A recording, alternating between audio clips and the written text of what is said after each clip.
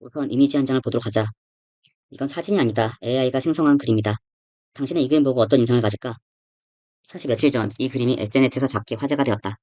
이것을 보고서 무섭다고 느끼는 사람이 속출한 것이다. 언뜻 보기엔 달리 특별할 것이 없는 이 사진에서 대체 왜 공포를 느끼는 것일까? 그 이유를 찾아간 끝에는 무시무시한 사실이 우리를 기다리고 있었다. 4월의 어느 날 지인과 잡담을 하고 있었다. 그 지인은 쿠레타 카이도라는 팬네임으로 실화 계열 호러 만화를 그리는 웹툰 작가다. 나도 웹작가로서 호러 기사를 전문을 하기에 정보 공유를 위해 매달 만나서 이야기하는 것이 원래 행사가 되었다. 얼추 이야기가 끝난 뒤 그는 무언가를 떠올린 듯 스마트폰을 꺼내어 나에게 화면을 보여주었다. 거기에 비친 것은 공터 이미지였다. 이걸 보고 느껴지는 게 없나요? 그는 신묘한 표정으로 나에게 물었다. 흔히 말하는 알고 보니 심오한 사진인가 했는데 유령이나 요괴가 찍힌 모습은 없었다. 아니요, 딱히 아무것도 안 느껴지네요. 그렇군요. 사실 말이죠. 이거 사진이 아니라 AI가 만든 이미지예요. 아, 요즘 화제죠?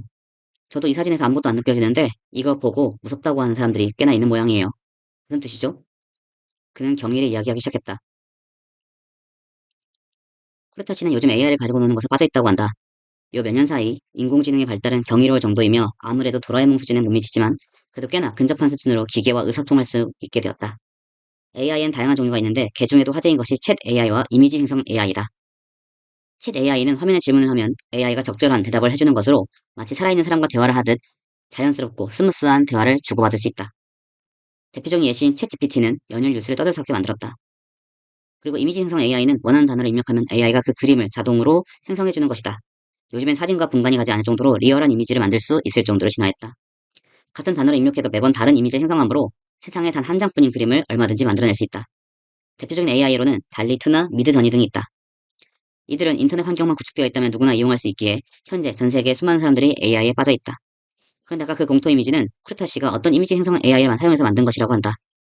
그는 스마트폰에 그것을 띄웠다. AI 카카시라는 이름의 지극히 소박한 사이트였다. AI 카카시? 처음 보네요. 상당히 마이너한 사이트니까요. 요즘 이렇게 개인이 만든 소규모 AI가 늘고 있어요. 달리2나 미드저니 같은 대기업에 비하면 사용감은 안 좋지만 그만큼 개성이 있어서 재밌답니다. 개인 상점 같은 AI란 말이네요. 네, 개 중에서 이 카카시는 마음에 드는데 퀄리티가 꽤 높은 이미지를 만들 수 있어요. 시험 삼아 해볼까요? 쿠레타 씨는 집을 입력하고 생성 버튼을 눌렀다. 수십 초 뒤 이미지 한 장이 표시되었다. 일본 민가 같네요. 카카시는 어떤 단어를 넣어도 일본적 이미지가 떠요. 국내에 특화된 AI라 이런 거구나. 그렇죠. 그래서 한동안 가지고 놀고 있었는데 무서운 게 좀 보고 싶어서 무서운 사진이라고 입력해봤어요. 그랬더니 그게 떴습니다. 무서운 사진, 분명 풀이 무성하게 자라 조금 꺼림칙하게 보일 수 있긴 하지만 저게 무섭냐고 하면 그렇게는 안 보이죠. 뭐 AI가 지시와 다른 응답 보이는 경우가 자주 있으니 가끔 이럴 수도 있다 생각했는데 여러 번 반복해도 비슷한 이미지가 뜨는 거예요. 쿠르타 씨는 무서운 사진이라고 입력하고 생성 버튼을 누른다. 수십 초 뒤 거의 비슷한 공투 사진이 만들어졌다. 어쩌면 제게만 안 보일 뿐 무언가가 찍힌 게 아닐지 불안해져서 트위터에서 팔로워들에게 의견을 물어보기로 했어요. 쿠르타 씨는 스마트폰 화면을 바꿔 트위터를 띄웠다. 그래서 반응은 어땠나요? 보세요. 거느어진 스마트폰을 받아서 답글창을 보았다. 무섭다고 하는 사람들이 꽤 있네요. 답글을 단 사람은 전부 17명인데 그중 8명이 무섭다고 해서 대답했어요. 거의 반이네요. 무덤이나 어두운 톤의 사진은 모를까 이런 평범한 사진을 보고 사람들의 반이 공포를 느낀다니 이상하지 않나요? 음, 하지만 누구도 구체적인 내용을 쓰지 않으니 뭐가 무서운지 모르겠네요. 좀 더 자세한 정보를 안다면 만화 소재를 써먹을 수도 있을 텐데. 그로부터 화제가 옮겨가서 AI 이야기는 그걸로 끝이 났다. 프레타 씨와 헤어진 뒤에도 그 이야기가 머릿속을 떠나지 않아서 귀가한 뒤에 집에 있는 컴퓨터로 카카시를 켜봤다. 무선 사진을 입력하고 생성 버튼을 눌렀다. 역시 아까와 비슷하게 황폐해진 공터 이미지가 떴다. 다른 단어로 넣으면 어떻게 될까? 신경 쓸 뿐 나는 다양한 단어를 입력하고 어떤 이미지가 나오는지 실험해보기로 했다. 그 결과 다음의 사실을 알게 되었다. 무서운 사진만이 아니라 두려운 사진, 슬픈 사진 등 부정적인 단어를 입력하자 어떻게 하든 비슷한 공터 이미지가 생성되었다. 참고로 무섭다, 두렵다, 슬프다로 실행해도 결과는 비슷했다. 한편 즐겁다, 기쁘다, 재밌다처럼 긍정적인 단어를 입력하자 유원지, 선물상자, 책더미처럼 어느 정도 단어에 부합하는 이미지가 생성되었다. 그리고 개, 자동차, 전화 같은 일반 명사로 실험했을 때도 단어에 근접한 이미지가 생성되었지만 유일하게 스마트폰에 입력했을 때만은 어째선지 의미가 없는 이미지가 생성되었다. 정리하자면 카카시는 어떤 말을 입력해도 대체로 말 그대로 이미지를 생성하지만 무섭다, 두렵다, 슬프다처럼 부정적인 단어를 입력했을 때만 어째선지 공터의 이미지를 생성한다는 것이 된다. 이 AI의 기묘함이 부각되었을 뿐 수수께끼를 해결할 만한 발견은 없었다. 다만 실험 도중 한 가지 사실을 알게 되었다. 페이지 하단에 스위치 같은 것이 있었다. 아무래도 이미지 생성과 채팅을 변경할 수 있는 모양이다. 카카시는 이미지 생성 AI만이 아닌 챗 AI도 탑재한 것일까? 시험 삼아 스위치를 눌러봤다. 그러자 화면이 바뀌었다. 메시지를 보낼 수 있게 되어 있었다. 나는 안녕하세요라고 입력하고 송신 버튼을 눌렀다. 하지만 AI에게선 대답이 없었다. 다음으로 당신은 무엇을 할 수 있나요? 당신에게 무서운 사진은 무엇입니까? 처럼 질문을 여러 개 던져봤지만 역시 어떤 반응도 없었다. 고장났거나 아니면 아직 완성되지 않는 것일지도 모른다. 여러모로 신경 쓰이는 점은 있었지만 업무 마감 기일이 다가오기도 했기에 그날은 그 정도에서 카카시를 껐다. 며칠 뒤 한 지인의 집에서 식사를 했다. 그 사람의 이름은 쿠리하라 씨다. 쿠리하라 씨는 이전에 일하다가 만나서 그때 이후로 기사를 쓰기 위해 조사할 때 내게 여러 번 협업력해주고 있다. 다방면의 지식이 풍부하며 예리한 분석을 하기 때문에 카카시에 대해서도 뭔가 조언을 받을 수 있으리라 믿고서 1년의 사정을 설명했다. 또 AI 얘기예요. 또라고요? 솔직히 질린다고요. 귀찮다고요. 유행에 편성해서 AI 걸리는 건 놈들 말이에요. 미안합니다. 아니요, 딱히 당신을 부정하려는 건 아니에요. 하지만 아무리 고도의 기술이 태어나도 그걸 쓰는 인간이 진화하지 않으면 돼지 목에 진주 먹고라고 생각하지 않으세요? 말씀대로죠. 그 카카시였나? 아무튼 그 AI도 결국 사람 멍청했다는 한마디로 끝나겠네요. 무슨 뜻인가요? 말 그대로예요. 이번 건을 요약하자면 AI가 무서운 사진이라는 단어를 통해 무관한 공터 이미지를 생성했다. 그 이미지를 트위터에 올렸더니 일정 수의 사람이 무섭다고 했다. 라는 거네요. 네. 어째서 공터 이미지를 무섭다고 느끼는 사람들이 속출했을까요? 지금 이야기를 듣는 한 그 원인은 홀령도 요괴도 아닌 인간의 심리입니다. 보세요. 쿠리아라 씨는 스마트폰 화면을 이쪽으로 향했다. 화면에는 그 트윗이 표시되어 있었다. 그는 나의 이야기를 들으며 그것을 검색하고 있었던 것이다. 반응을 봅시다. 꽤나 논쟁이 치열해졌네요. 17명이 답글을 달았다고 하네요. 그중 약 절반이 무섭다고 했다고요? 네.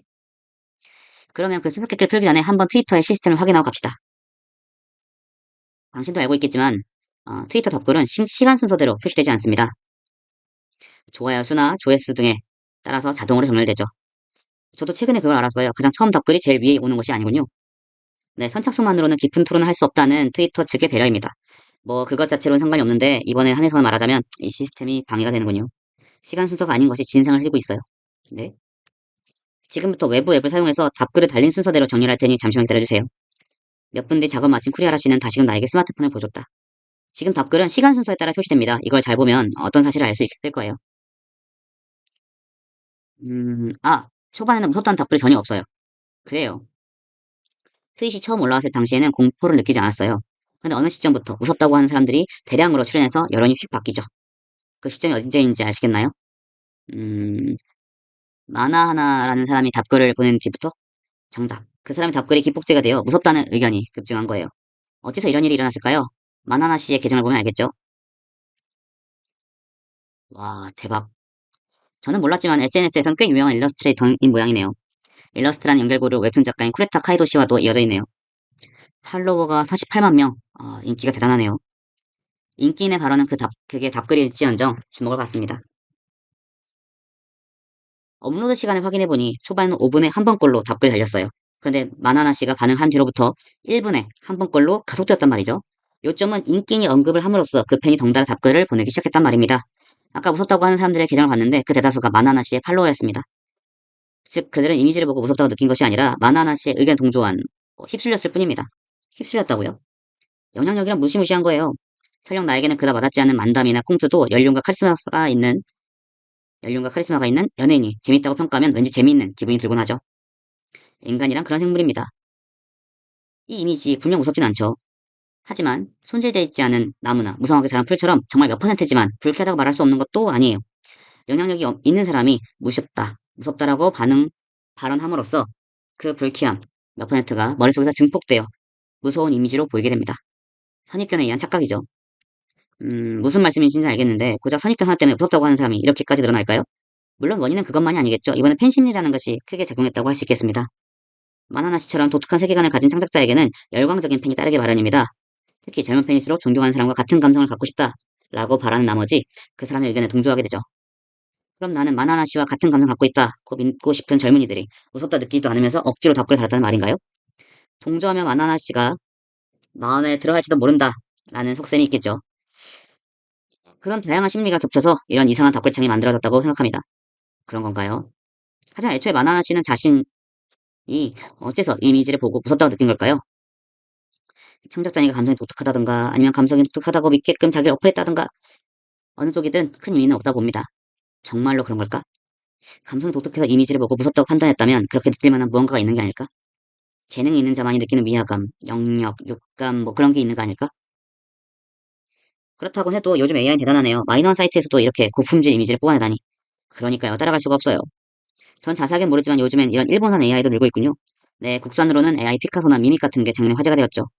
그렇게 들으니 카카시는 꽤나 밋밋한 네이밍이네요. 카시, 허수아비, 뭐 그렇긴 하네요. 왜 그렇게 이름을 지은 걸까요? 잘 모르겠지만 사무라이나 키모노 같은 느낌이 아닐까요? 일본어로 굳이 알파벳으로 표기한 상품명이나 작품명은 종종 있잖아요. 그래서 카카시인가요? 잠시 실험해볼까요? 시험이라뇨, 뭘요? 카카시라는 단어로 이미지를 만들어 보려고요. 왜요? 뭔가 발견할지도 모르잖아요. 쿠리아라 씨는 카카시에 카카시라고 입력을 하고 생성 버튼 눌렀다. 나는 그의 의도를 읽을 수 없었다. 논밭이 어정쩡하게 서 있는 인형 사진 나올 뿐 그 밖엔 아무것도 알아낼 수 없을 것이라고 생각했다. 그러나 만들어진 이미지를 보고 나는 아연 실책했다. 어? 여자아이? 이상하네요. 다시 한번 해볼까요? 쿠리아라 씨는 다시 한번 카카시라고 입력한다. 뜨는 것은 역시 여자아이의 이미지였다.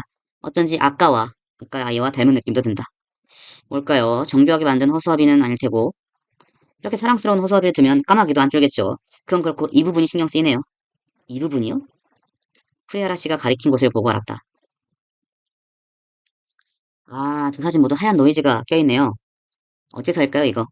하얀 노이즈를 보면서 나는 알 수 없는 감각을 느꼈다.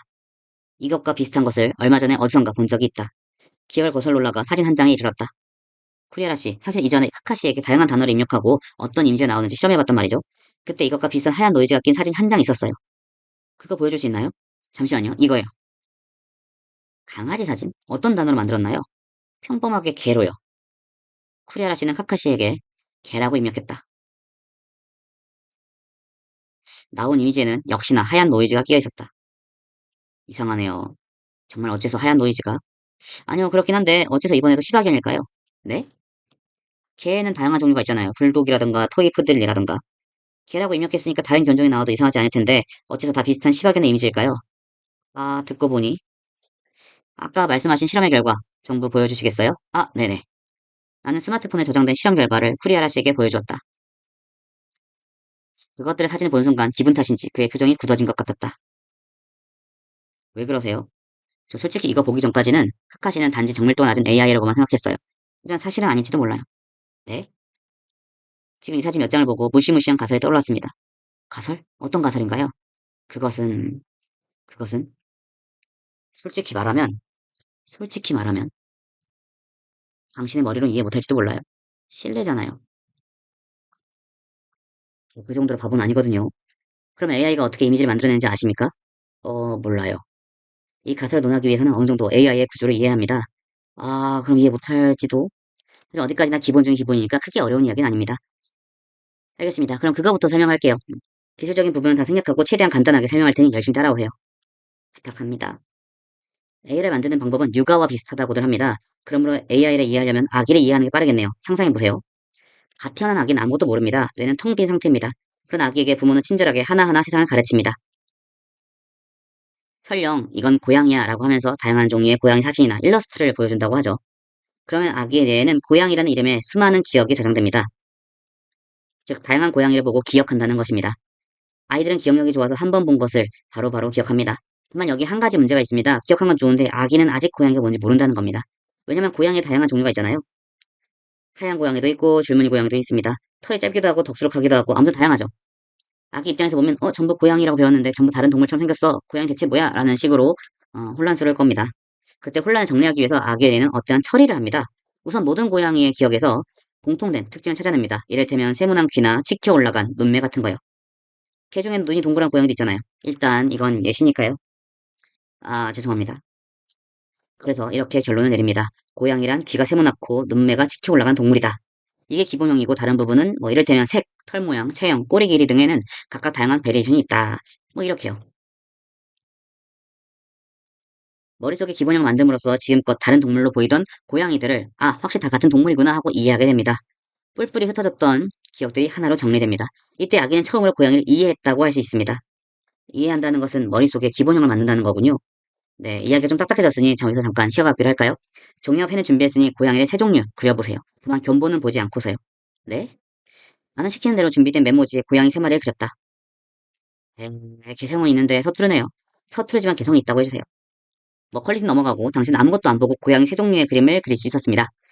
왜 그게 가능했냐? 그건 당신이 이미 고양이를 이해하고 있기 때문입니다. 이해하고 있기 때문에 머릿속에 있는 기본형을 바탕으로 그림을 그릴 수 있습니다. 기본형이라는 골격이 있기에 거기에 살이 붙을 수 있는 겁니다. 이해하기에 그림을 그릴 수 있다 이 말이군요. 너무 당연해서 의식하진 않았지만 분명 말씀대로네요. 자, 이제 AI 얘기로 돌아갑시다. 아까도 말했지만 AI를 만드는 방법은 아이를 키우는 방법과 비슷합니다. AI도 처음엔 텅 비어있죠. 아무도 모릅니다. 그때 부모 대신에 설계자가 세상을 가르칩니다. 다만 AI는 기계의 힘으로 세상을 가르친다라고 하기보단 데이터를 투입한다고 하는 게 옳겠네요. 아기와 같이 AI는 다양한 고양이를 점차 기억해 나갑니다. 근데 처음에는 고양이가 뭔지 모르죠. 이것도 아기와 똑같습니다. 자, 차이가 너무 심해서 같은 동물이라고는 인식할 수 없는 겁니다. 기억은 해도 이해는 못한다. 아기와는 달리 다음 단계로 나가지 못하는 옛 AI의 한계였습니다. 근데 최근에 AI는 경이로운 진화를 이뤄냈습니다. 설마, 네, 아기와 같이 이해하는 능력을 습득한 겁니다. 현재 AI는 고양이의 데이터에서 공통된 특징을 찾아 고양이 기본형을 내부적으로 만들어낼 수 있습니다. 즉, 고양이가 뭔지 이해한 겁니다. 인간과 똑같잖아요. 뭐 물론 인간과 AI는 메커니즘이 완전 다르지만 넓은 의미로는 AI도 인간과 같이 사물을 이해할 수 있다고 할 수 있습니다. 그리고 이해했다는 건 그림을 그릴 수 있다는 겁니다. 표현 주지도 못하는 고들이 어떻게? 라고 의문을 가질 수도 있지만 그걸 설명하려면 2시간은 걸리니까 이번 생략하겠습니다. 아무튼 지금 당신이 아셔야 하는 건 AI도 인간도 같은 과정을 거쳐 그림을 그린다는 겁니다. 즉, 많은 것을 기억한다. 기억에서 공통된 특징 찾아낸다. 머릿속에 기본형을 만든다. 기본형을 바탕으로 그림을 그린다. 이 순서네요. 그렇습니다. 그럼 이 전제를 바탕으로 퀴즈를 하나 내보죠. 문제입니다. AI에 투입한 고양이 사진이 전부 검은 고양이였다고 합시다. 그 AI가 생성할 고양이 이미지는 무슨 색일까요? 그건 전부 검은색 아닐까요? 그 AI는 고양이는 세모난 귀, 치켜 올라간 눈, 그리고 검은색 동물이라고 이해할 테니까요. 그대로입니다. 투입에 편향이 생기면 잘못된 기본형을 만들고 맙니다. 때문에 그리는 그림에도 편향이 발생하죠. 이를테면 다양한 견종 중에서 시바견 사진만을 투입한 AI는 개는 시바견이라고 이해할 겁니다. 그 AI의 개라고 입력하면 시바견의 이미지밖에 만들지 않겠죠. 네, 그 말은 네. 어쩌면 카카시에 투입된 개 데이터는 전부 시바견이라고 생각합니다. 그것도 비슷한 종류의 시바견이요. 그래서 두 번씩이나 시바견의 이미지가 그럼 여기서 또다시 퀴즈입니다. 어떤 AI가 생성한 개 이미지에 전부 하얀 노이즈가 끼어 있습니다. 왜일까요? 투입된 개 사진에 전부 하얀 노이즈가 끼어 있어 정답입니다. 아마도 카카시의 설계자는 개라는 단어와 함께 하얀 노이즈가 낀 시바견 사진을 대량으로 투입한 겁니다. 그 때문에 카카시는 개는 하얀 노이즈가 포함된 시바견이라고 잘못 이해해버렸습니다. 그런 거구나. 하지만 설계자는 왜 그런 짓을 했을까요? 아니 애초에 투입한 사진에 낀 하얀 노이즈는 뭘까요? 영혼? 시바견의 조상님이라면 재밌긴 하겠지만 더 현실적인 답이 있습니다. 이런 경우 없습니까? 반들반들한 광택이 있는 물건을 카메라 찍었을 때 반사된 빛이 비쳐서 제대로 안 찍히는 일이요. 네, 있어요. 하얀 빛이 비쳐서 아시겠어요? 설계자는 시바견이 아니라 시바견 사진을 카메라 찍은 겁니다. 그때 광택지에 빛이 반사되어 모든 사진에 하얀 노이즈가 낀 겁니다. 하지만 어째서 시바견 사진만 투입한 걸까요? 신기하네요. 이상한 행동이라고 할 수 있겠죠? 하지만 바로 그 이상함에 카카시의 본질이 있는 겁니다. 무슨 말이죠? 쿠리아라 씨는 잠시 침묵 끝에 나의 눈을 보며 천천히 말했다. 지금부터는 저의 근거 없고 하찮은 이야기라고 생각하고 들으세요. 네? 네. 이야기가 엮기를 새는데 달리2나 미드저니를 아십니까? 네, 유명한 이미지 생성 AI죠. 카카시가 영세 사업자라면 이 두 개는 세계 최대 기업이라는 느낌이죠. 최대 기업이라고 해도 달리2도 미드저니도 기본적으로 제가 아까 설명한 것과 같은 구조로 되어 있습니다. 즉, 많은 사진 데이터를 투입하고 기본형을 만든 뒤 그걸 바탕으로 그림을 그린다는 말이네요. 네, 다만 이 두 개는 투입량이 압도적으로 많습니다. 자세한 설명은 생략하겠지만 그들은 딥러닝이라는 기술을 사용해서 인터넷상에 존재하는 온갖 사진들을 기억하고 있습니다. 말하자면 세계 탑 클래스의 유식한 그림쟁이입니다. 어떤 매니악한 그림도 만들어버립니다. 이런 게 등장해버렸으니 인간 화가는 도무지 상대할 수가 없습니다. 그림을 그리는 직업은 AI에게 빼앗길 것이다. 그렇게 말하는 사람들도 있죠. 네, 요즘 종종 듣죠. 다만 저는 그렇게 생각하지 않습니다. 네? 대규모 이미지 생성 AI는 생성의 온갖 정보를 두루두루 알고 있습니다. 하지만 인간은 그렇지 않죠. 일본인의 지식은 일본에 편성되어 있고 스위스인은 스위스 이외의 문화는 잘 모릅니다. 더 자세히 말하자면 바다에서 자란 사람, 산에서 자란 사람, 시대, 성격, 인간관계 등에 따라 사람의 지식은 어떻게든 편향되기 마련입니다. 하지만 그 편향의 말로 개성입니다. AI는 뭐든지 알기 때문에 그런 식의 개성이 없습니다. 개성이 없다는 것은 화가 나아가서는 표현자로서는 크나큰 결점이죠. 뭐든지 그려버리는 AI의 가장 큰 약점은 뭐든지 그린다라는 점에 서 있다고 저는 생각합니다. 그렇군요. 다만 저는 AI를 비판하려는 것이 아닙니다. 지금의 논리를 적용한다면 개성을 가진 AI를 만들 수 있다는 말입니다. 예를 들면 새로운 AI에 일본 문화의 사진만 투입하면 일본인의 뇌에 가까운 AI가 된다고 할 수 있습니다. 이론상으로는 그렇겠죠. 더 나아가서 이를테면 당신 태어나서 지금까지 보아온 풍경, 자란 동네, 사귄 친구, 키우던 동물 사진만 AI 투입하면 당신의 뇌에 가까운 AI가 되겠죠. 좀 꺼림직하네요. 그래요? 나의 분신이 생긴 것 같고 재밌지 않나요? 집이라고 입력하면 당신의 집 사진이 뜨는 거죠. 반려동물이라고 입력하면 당신의 기르던 반려동물 사진이 뜨고요. 친근감이 새솟지 않나요? 반려동물. 그때 크리아라 씨가 말하고자 하는 말을 알고서 나도 모르게 몸이 파르르 떨렸다. 혹시 카카시의 설계자는 그걸 하려고 했다 이건가요? 네, 제 가설은 이렇습니다. 카카시는 어떤 특정 인물의 뇌를 재현한 AI가 아닐까? 이 세 사진엔 전부 집이 그려져 있는데 닮은 것 같지 않습니까? 듣고 보니 벽의 색깔이라든가 모양이 쏙 닮았네요. 어쩌면 한 집을 다양한 각도에서 찍은 사진이 대량으로 투입되었을지도 모르겠네요. 걔도 그렇습니다. 이 AI에 대한 투입된 시박에는 모두 같은 개일지도 모릅니다. 여기서 저는 다음과 같이 추려했습니다. 한때 누군가가 이 집에서 시박연과 함께 살았습니다. 그 인물의 인생을 자신도 체험하기 위해서 태어나서 보아온 모든 것들, 근처에 있었던 풍경을 투입한 AI, 그게 카카시가 아닐까요? 말하자면 뇌의 클론이네요. 하지만 그 인물은 누구일까요? 아마 저희는 이미 그 사람의 모습을 봤을 겁니다. 네? 아, 혹시 그 여자아이? 네. 혹여 특정 인물의 뇌를 AI로 재현한다고 한다면 그 인물 같은 이름 내지는 그 사람을 의미하는 말을 이름으로 지을 것이라고 봅니다. 즉, 카카시는 그 사람을 의미하는 말인 거죠. 그렇다면 카카시라고 입력했을 때 나오는 여자아이, 즉 카카시란 단어와 함께 대량 투입된 여자아이야말로 그 인물이라는 게 됩니다. 카카시 양, 본명은 아니겠죠. 아마 별명이겠지. 그건 모르겠지만 카카시 양이 어린 소녀라면 여러 점에서 앞뒤가 맞습니다. AI는 즐겁다는 단어에 유원지 사진을 만들어냈습니다. 이거 조금 위화감이 들지 않나요? 분명 유원지가 즐겁긴 한데 세상에 더 즐겁다고 여길 만한 것이 많잖아요. 술, 도박, 연애, 쇼핑 이런 사진이 왜 안 나오는 걸까요? 카카시 양이 어린아이라서 그렇습니다. 카카시는 그녀의 뇌를 재현한 AI죠. 모든 이미지는 그녀의 주관에 따라 만들어집니다. 그러면 즐겁다는 유원지, 기쁘다는 선물상자, 아주 어린이다운 감각입니다. 그리고 재밌다는 책, 독서를 좋아하는 여자인가 보네요. 그렇구나. 그리고 가장 흥미로운 건 전화라는 단어로 생성한 이미지입니다. 젊은 사람 모를 수 있지만 이건 15년 전쯤에 발매된 어린이용 휴대전화 똑같은 모양이에요. 위쪽에 거리가 그려져 있죠? 어린이용 휴대전화엔 방범 부저 기능이 달려있어서 고리에 손가락 넣고 당기면 부저가 울리게 되어 있어요. 카카시양의 소유물이 아닐까요? 그럼 카카시양은 약 15년 전에 어린이였다는 거네요. 그녀의 나이대엔 또 한 가지 단서가 있습니다. 분명 스마트폰이라고 입력했을 때 의미 없는 이미지만 만들어졌잖아요. 네. 아마 카카시의 스마트폰 사진은 애시당초 투입되지 않았던 것이겠죠. 왜일까요? 고려되는 이유는 하나. 카카시 양이 스마트폰을 모르기 때문입니다. 아까도 했던 말이지만 카카시는 그녀의 뇌를 재현한 AI죠. 그녀가 모르는 건 투입되지 않았을 겁니다. 그렇구나. 그런데 말이죠. 그럴 수가 있나요? 요즘 세상에 스마트폰 모르는 일본이 어디 있어요? 동굴에 사는 사람이 아닌 이상 그럴 순 없죠. 그렇죠. 참고로 그녀의 집을 보호하니까 동굴은 아닙니다. 그럼 이렇게 생각하는 게 자연스러울 것 같아요. 카카시 양은 스마트폰이 보급되기 전에 죽은 겁니다. 아? 어째서 설계자는 카카시 양과 강아지 사진 투입할 때 사진을 카메라 찍어야만 했을까요? 그건 AI를 설계한 시점에 이미 그들은 사진에서밖에 존재하지 않았기 때문입니다. 죽은 아이의 뇌를 AI로 제한한다니 혹시 카카시의 설계자는 그녀의 부모일지도 모르겠네요. 나는 그때 이전에 취재했던 한 부모를 떠올렸다. 그 부부는 흉악한 사건으로 어린 딸을 잃고 슬픔에 빠진 채 메일을 보냈다. 언제인가 그들은 딸의 이름을 만들었다. 그것을 딸 대신에 아낌으로써 슬픔을 달래려고 한 것이다. 말하자면 딸의 분신을 만든 것이다. 현대에는 같은 행동이 인형 아닌 AI로 이뤄진다는 말일까? 하지만 쿠리아라 씨, 그렇다면 그 공포 이미지는 이 자체로 무서운 사진이란 게 아니라 카카시 양이 공포를 느낀 사진이란 게 되네요. 황폐한 공터, 카카시 양은 이 장소에 트라우마를 품고 있다. 무섭다 뿐만이 아닌 두렵다, 슬프다라는 단어로도 비슷한 이미지가 만들어졌다. 여기는 그녀에게 있어 무섭고 두렵고 슬픈 장소다. 상상하자 등줄기가 오싹해졌다. 설마 카카시 양은 이 장소에서 살해당했을까요? 모르겠네요. 하지만 만약 그렇다면 설계자는 무자비한 사람이네요. 즐거운 기억만이 아닌 쓰라린 기억까지 투입하다뇨. 그러네요.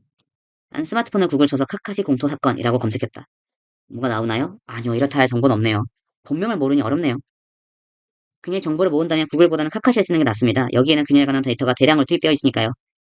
나는 카카시를 켜서 시험 삼아 부모님이라고 입력했다. AI 설계한 사람이 그녀의 부모라면 당연히 자신의 사진도 투입되었을 것이다. 하지만 생성된 것은 스마트폰 때처럼 의미 없는 사진뿐이었다. 이상하네요. 어쩌면 부모가 없는 걸지도 모르겠네요. 입양되었거나 조부모가 길렀다거나 뭐 그런 거요. 그럼 AI 설계한 건 친부모가 아니다. 그렇게 되겠죠. 아 맞다. 좋은 게 떨어졌습니다. 한자를 딱 한 글자 입력하기만 해도 설계자의 사진을 만들 수 있을지도 몰라요. 네, 한자로 한 글자요? 부모가 아니라면 모르겠나요? 설계자는 집, 전화처럼 카카시 양의 주변에 있는 온갖 것들의 사진 찍어 AI에 투입했습니다. 그렇다면 그것의 사진도 들어있을 겁니다. 쿠리아라 씨는 나의 스마트폰을 들고 거울이라고 입력했다. 그 의도를 알았을 때는 이미 이미지가 생성되어 있었다. 거울 사진 찍을 때 함께 비친 듯한 남성. 이것이 설계자다. 대체 이 인물은 카카시안과 어떤 관계였을까? 프리아라 씨의 집을 나와 귀갓길에 나서며 머릿속에서 정보를 정리했다. 이미 휴대전화는 보급되었고 스마트폰이 보편화되기 전 2000년에서 2009년 즈음에 카카시 양은 죽었다. 아마 이 장소에서 그것은 그녀에게 무섭고 슬픈 죽음이었다. 카카시 양의 사후에 그녀가 태어나서 죽을 때까지 본 다양한 풍경을 누군가가 AI에 투입했다. 카카시 양의 뇌를 지원한 인공지능 그것이 AI 카카시다. 하지만 나는 도무지 납득할 수 없는 점이 있었다. 어째 설계자는 카카시를 공개한 것일까? 카카시는 인터넷 환경만 갇혀있다면 누구나 무료로 이용할 수 있다. 온 세상에 퍼뜨리고 있는 것이다. 이전에 취재했던 부모는 딸의 분신인 인형을 자신들만이 소중히 보관했고 결코 남에게 보여주거나 하지 않았다. 그 마음은 이해가 된다. 소중한 사람의 죽음을 구경거리를 만들고 싶지 않았을 것이다. 카카시의 설계자는 그 부부와는 정반대의 짓을 하고 있다. 카카시 양의 인생을 불특정 다수에게 노출시키고 있다. 그녀에게 있어 괴롭고 슬픈 기억마저도 투입시키는 철저함만 보아도 설계자가 그녀에게 품은 감정은 사람과는 다른 무언가라는 느낌이 강하게 들었다. 그때 두려운 생각이 스쳤다. 설마 설계자는 카카시 양을 살해한 범인이 아닐까? 사랑과 살해를 혼돈한 이상자인 것이다. 그렇다면 그녀를 전시하는 행위도 설명이 된다. 아니, 하지만 냉정하게 생각해보니 말이 안 된다. 살인범인 카카시안이 자택 내부에 사진을 찍을 수 있을 리가 없다. 스토커? 아니면 친족 중의 범인이? 다양한 생각이 서로 뒤섞인다. 하지만 그 모든 게 근거 없는 공상에 불과했다. 근거를 없자니 정보가 너무 부족했다. 적어도 카카시양의 본명을 알 수 있다면. 거기까지 생각하자 불현듯 어떤 아이디어가 떠올랐다. 난 스마트폰을 꺼내어 카카시를 켠다. 두려움과 함께 그 단어를 입력했다. 잘 풀린다면 카카시양의 이름을 알 수 있을지도 모른다. 기도하는 마음으로 화면을 바라본다. 수십 초가 지나서 이미지는 천천히 표시되었다. 그걸 본 순간 나는 무심코 아! 라고 소리를 냈다. 모든 것을 알았기 때문이다. 카카시양의 본명, 그리고 AI 카카시에 담긴 진정한 의미를. 귀가 안 뒤 서둘러 쿠리아라 씨에게 전화를 걸었다. 뭔데요? 쿠리아라 씨 알아냈어요. 카카시양의 이름을요. 정말이에요? 어떻게요? 간단한 방법이었어요. 설계자는 카카시양의 집 바깥을 다양한 각도에서 찍어서 AI 투입했잖아요. 그 말인즉슨 현관 사진도 들어있을 거라고 생각했어요. 현관? 아, 명패. 네, 어쩜 명패에는 성씨가 적혀있을지도 모른다는 생각에 현관으로 이미지 생성했어요. 지금 보낼게요. 카시? 잘 보이지 않지만 아마 성씨는 카시일 거예요. 카카시, AI 카카시. 아, 설마. 저도 방금 막 깨닫고 놀랐습니다. AI 카카시에는 다른 의미가 담겨져 있었어요. 로고를 보면 각각의 알파벳에는 밑줄이 그려져 있어요. 하지만 한 군데 끊긴 부분이 있죠? A와 K 사이. 즉, 올바르게 읽으려면 여기서 끊어야 돼요. 아이카 카시, 카시 아이카. 돌아가는 길에 카시 아이카로 다양한 한자를 맞춰서 검색해봤어요. 그랬더니 발견했습니다. 지금 URL을 보낼게요. 그건 어른과 사회과, 그건 어른의 사회과라는 오래된 웹 매거진에 게재된 기사였다. 웹 매거진 자체는 12년 전에 종료되었지만 다행히도 과거의 기사는 여전히 읽을 수 있는 상태였다. 인공지능 연구. 그러면 이 아버지가 카시를 설계한 걸까요? 그렇다고 봅니다. 카시라는 성씨는 꽤나 드문 모양이라 분명 틀림이 없을 겁니다. 그런데 아이카 양 꽤나 수제네요. 그냥 초등학생 때 자유연구 발표대회나 장문대회에서 몇 번씩이나 입상한 모양이고 10군데가 넘는 수상 사이트에 이름이 올라와 있었어요. 엘리트구만. 그런데 2008년 초등학교 6학년 때 과학관찰대회에서 우수상을 탄 걸 마지막으로 그 이후로는 어디에도 이름이 남아있지 않아요. 그 관련이 있을지는 모르겠는데 아버지인 카시 켄타로 씨의 위키피디아 읽어보니까 2009년 3월에 대학을 그만뒀다고 하고 그 이후로는 뭘 하는지 불명이라고 합니다. 억지로 추리하자면 그때쯤에 아이카 양이 죽고 켄타로 씨는 시리에 빠져 퇴직을 하고 이후에는 AI로 딸의 미래를 지원하는데 인생을 바치게 됐다라는 게 일단 앞이 맞네요. 하지만 설계자가 이 아버지라고 한다면 역시 납득이 되지 않아요. 뭐가요? 난 아까 느낀 위화감, 어째서 슬픈 죽을 맞이한 딸의 분신을 세간 자랑하듯 공개한 것일까? 이 이면을 전했다. 쿠리아라 씨의 답은 다소 의외였다. 전 딱히 이상한 것 같지 않은데요? 그래요? 켄타로 씨에게 아이카 양은 자랑스러운 딸이었겠죠. 자랑한다기보단 딸의 인생을 많은 사람에게 알리고 싶다라는 부모의 마음이라고 저는 생각해요. 그렇게 생각할 수도 있겠네요. 전화를 끊은 뒤 여전히 석연찮은 기분으로 켄타로 씨의 기사를 다시 읽고 있었다. 그는 도중 한 가지 말이 눈에 걸렸다. 켄타로 씨와 아이카 양의 대화는 모두 영어로 이루어졌다. 그때 번뜩였다. 서둘러 카카시를 켰다. 이미지 생성, 채팅의 스위치를 채팅으로 변경했다. 이전에 여기에 무언수를 입력해도 반응하지 않았던 건 AI의 고장이 아닌 일본어였기 때문이 아닐까? 켄타로 씨가 죽은 아이카 양과 대화하기 위해서 이 채팅 기능을 만들었다면 나는 시험삼아 헬로라고 입력했다. 그러자 몇 초 뒤 답변이 표시되었다. 역시 그랬다. 이 챗 AI는 영어로만 대응하도록 만들어졌던 것이다. 날뛰는 마음을 억누르며 질문을 입력했다.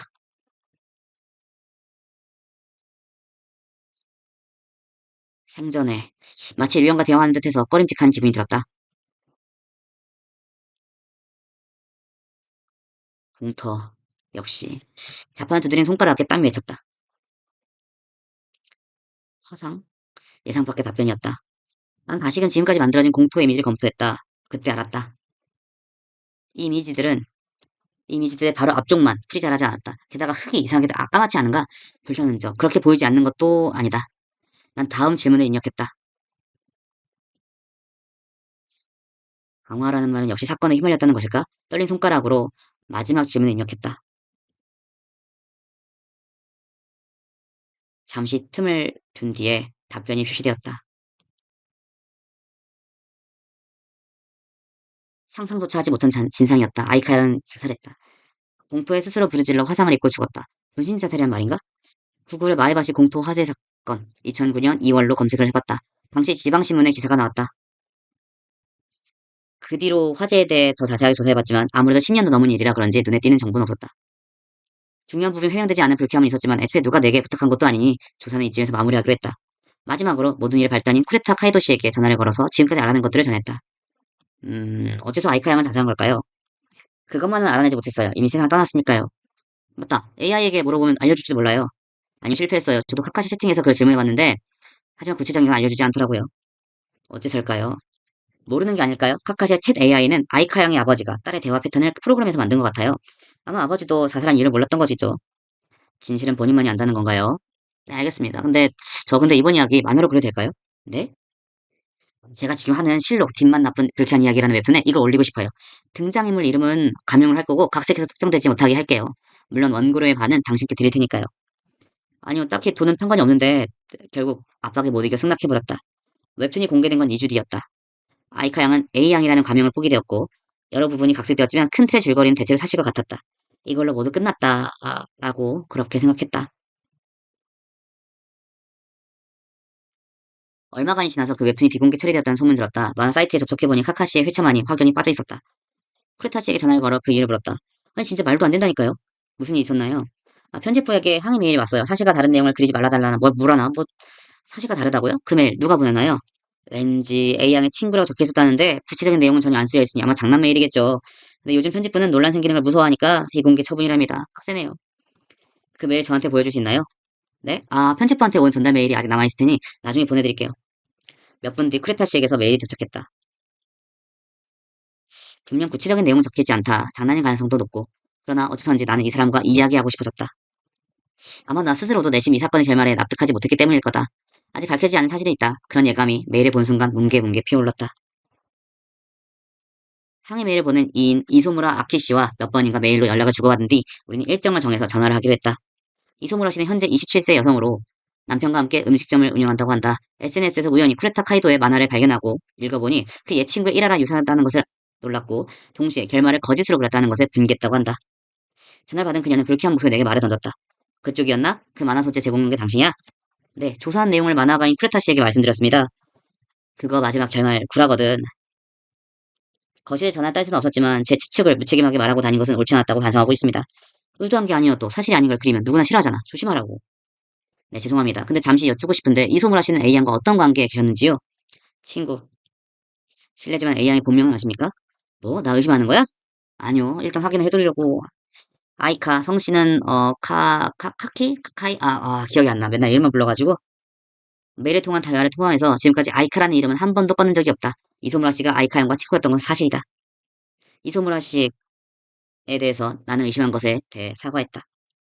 그런데 좀 더 여쭙고 싶은데 사실과 다르다는 건 구체적으로 어떤 내용인지요? 그거 아직 몰라? 네. 아이카가 죽었다던 그 부분 말이야. 걔 아직 살아있어. 네? 번개를 맞은 듯한 충격이 흘렀다. 살아있다고? 그럴 리는 없다. 아이카 양은 2009년에 마에바시 공터에서 분신 자살했다고 들었습니다. 사실 아닐까요? 아니야. 자살하려고 한 건 사실 같은데 무서워서 아슬아슬하게 도망쳤대. 완전히 죽지 못했다고도 하더라고.